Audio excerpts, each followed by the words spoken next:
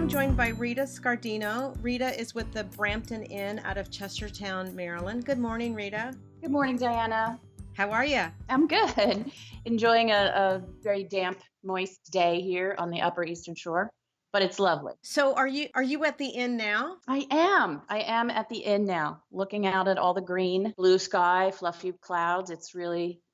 It really is the land of pleasant living, as they call it. So maybe you can, and this is our first time having our retreat at Brampton. So maybe you can start by just describing what the inn looks like. We're situated on about 25 wooded acres. It's very much a park-like setting, and you can't see it from the road. So many people pass by our driveway once or twice, on their first time here. And when you pull in the driveway, it's kind of like it's a narrow drive flanked by some very large holly trees, and it's kind of, I always refer to it as a sort of secret garden-like feeling. You pull in and it's like, It's true. It's true. When I pulled in. Right, you know what I mean, and people agree with me all the time. So you come in, and then there's sort of a teardrop-shaped drive, and then there's this big, imposing brick house, the main house, the manor house, you would call it, I guess. That's 3 stories high with a little belvedere or cupola on the top and a giant porch that wraps around with white columns and a brick path that leads up to the front door. And then you walk in, and then you're in this beautiful inn. 2 front parlors and a giant staircase that goes up. There's a lot of really beautiful wood features in this house. Each room is totally different, in decor and style. Each bedroom has a fireplace. You are coming in March and April. In March, for sure, fireplaces will still be in use. If it's a cold April, then they'll still be in use as well. So you may have, trouble getting your knitters out of their rooms if they're enjoying the fire. But my favorite feature of the house is the porch, the front porch that wraps around all 3 sides of the manor house. We've got 2 retreats planned, and I know you're seeing a lot of greenery now because we're in the summer, but what will it look like in March and April? Each season has its own particular beauty, and winter is no different. There's no humidity, and it's not 95 degrees, and so it's a really good time to come, actually. Everything you described is exactly how I saw it as well, with just so many trees and the beautiful pathway and the beautiful, brick to the house and that beautiful front porch. But, when I opened the front door, and to the left of me was a parlor with a fireplace, and to the right of me was a parlor with a fireplace. Yeah, the 2 front parlors are, it's really, kind of luxurious to have both of these common spaces for our guests, and both with fireplaces. So it's really a nice feature. You did mention the dining room area. It's also going to be where our classes are going to be held. We just refurbished it about a year ago. It's kind of the newest looking bit of the inn. There's an exposed brick wall, which is basically the back of the brick house, the main house. And then there's also exposed clapboard siding from the older part of the house, which was built in the 1830s. So you've got these 2 walls that have those features, and then the other 2 walls are new. And then those 2 new walls are lined with windows. So it's very, very bright and lots of light, which we love. And then I'm staring at it now, and when you just look outside, you just see trees and the garden in the back and one of the cottages. And in March, probably, some of the trees with leaves, I think there will be even more light, because there's less leaves hanging around. So this is where we have served breakfast. So you'll have breakfast, and then you'll take a little break while we clean up and then reset the tables. And then you'll have, because we can have like 1 big long table or two big tables, whatever you want to do, and lots of light. Every afternoon we do afternoon tea from 4 to 5. And so we have some goodies, and we put out tea and maybe hot chocolate, that sort of thing. You help yourselves. But there's always what we refer to as the endless cookie jars, and little snacky things that are available. So that's there. But it's nice because you said the light is important. So this room is almost perfect. It's made for you guys. That's wonderful. And how long has it been a functioning inn then? the person who built this house in 1860 was considered a rich man.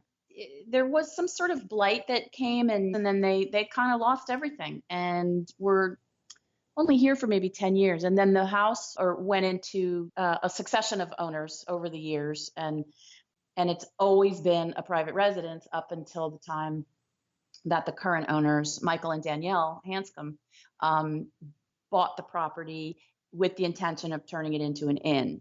And how long has it been a functioning inn then? Well, it's 30 years. It was just 30 years early this month. For our retreats, we actually get people who come from all over the country. And so, for those who are flying in or coming into Maryland, can you tell us a little bit about Chestertown? Yeah, Chestertown is a very charming little colonial port town. There's a ton of history. There's beautiful architecture. There's also a pretty vibrant arts community. So it's neat that, your knitting group is coming here and, can sort of check out some of that stuff. I'm sure there are some textile artists, artisans, that you can see in a few of the galleries. There are quite a few galleries and little shops and good restaurants all in Chestertown. It's very small. Chester River is kind of like goes through the town, and it's sort of the focal point, I guess. And it's just a very charming little sleepy little town. Well, Rita, I appreciate you spending so much time talking to us today. Again, like I said, I'm getting more and more excited just listening to you talk. Good. Well, yeah, we're looking forward to it a lot. It's going to be fun. Thank you, Rita. So I'm joined by Heather Zoppetti. She is going to be the instructor at our Brioche Retreat, and we're going to have one in both March and April. One is completely sold out already. But Heather, it's good to have you join us again. How are you? Good. How are you? Thanks for having me. Brioche obviously is a fun technique, so much in fact that, as I said, we've got one retreat already sold out. But for those who haven't knitted brioche or seen brioche before, can you explain what exactly brioche knitting is? Brioche is one of those techniques that a lot of people are scared of, but it's not really that hard. It's kind of one of those things that looks a lot harder than it is. It's kind of one of those, once you learn it, you feel like a superhero knitter because it tricks you into thinking that it's harder than it really is. The secret, you're like, yeah, I knew this thing, and now I'm like super awesome because I know the secret and other people don't. Because it really is it's like a yarn over and some knit two togethers, and really that's the whole secret. Just combining those kind of techniques, you can do a lot of really cool things. You can do using either one color, or we're actually going to concentrate on two color brioche. So let's talk about the look that brioche gives you, because I think, to your point, it looks harder than it probably is. So is there a way through this podcast, I know it's difficult, to explain what the knitting looks like? Yeah, so it gives you kind of like this two-sided ribbed kind of fabric.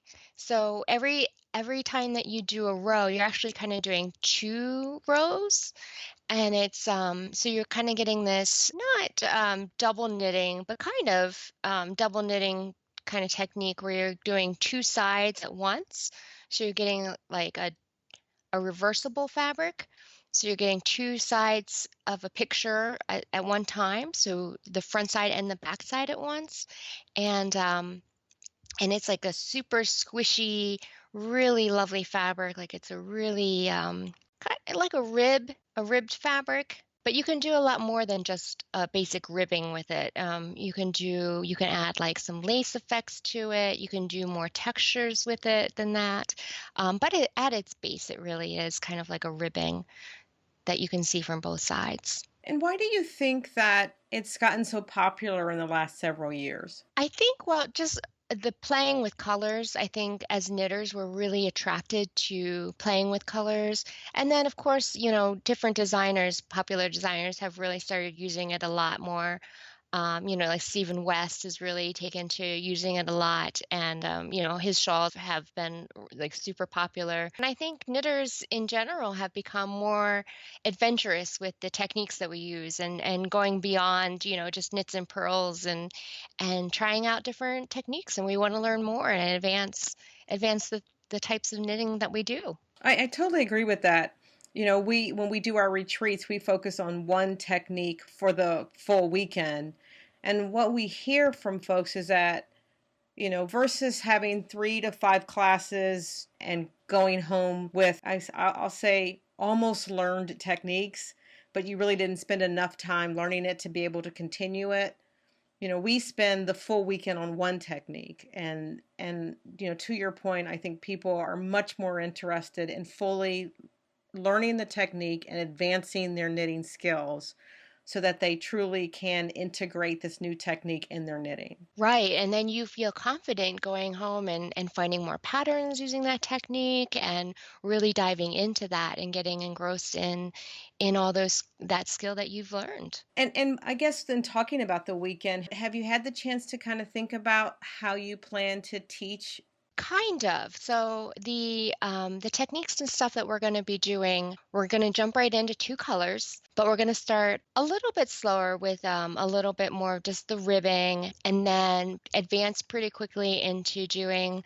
There's a technique called syncopation. So playing with that, switching up, you can start doing some of the more fancier things. So the project that we're doing is going to be, you'll start on it at the beginning with the techniques that we learned at the beginning. It'll be like a project that will show your progress through the entire weekend. That sounds great. I think one of the things that I always hear from brioche knitters is the hardest part is when you make a mistake and have to fix the brioche. Is that something that you think that we'll try to tackle over the weekend? One of the first classes is going to be how to fix mistakes, because that's going to be one of the things I think that comes up, because people are always really nervous about that. We've picked the perfect technique and the perfect instructor to teach it at the perfect inn. That sounds wonderful. Thank you, Heather, so much. Thanks for joining us today. Yep, thank you.